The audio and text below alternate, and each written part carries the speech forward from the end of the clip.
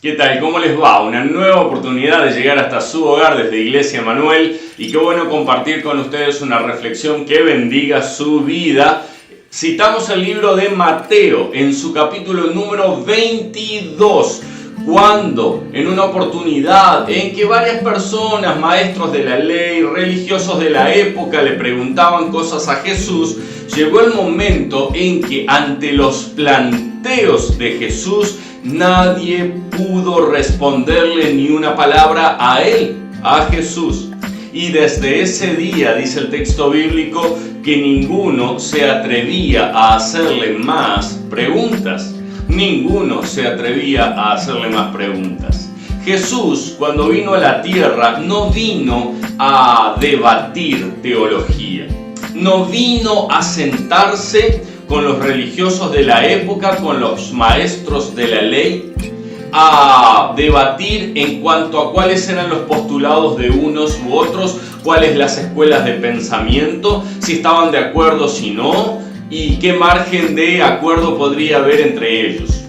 Jesús, cuando vino a la tierra, vino sobre todo a dejar en claro verdades principales, estructurales de la fe, del conocimiento acerca de su Padre, Dios, y lo demás fue demostración del poder de Dios a través de él.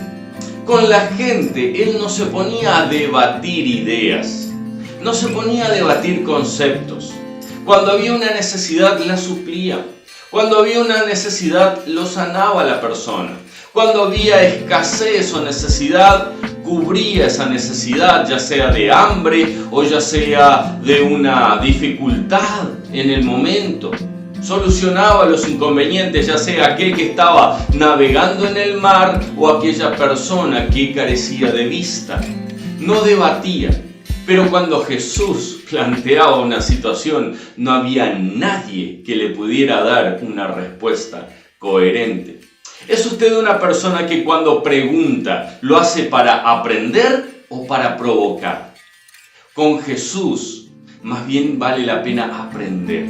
Por lo tanto, si usted tiene algún cuestionamiento con Dios, acérquese en fe, pregúntele a Dios, busque respuestas, pero para crecer, para madurar, para creer y no para cuestionar o provocar.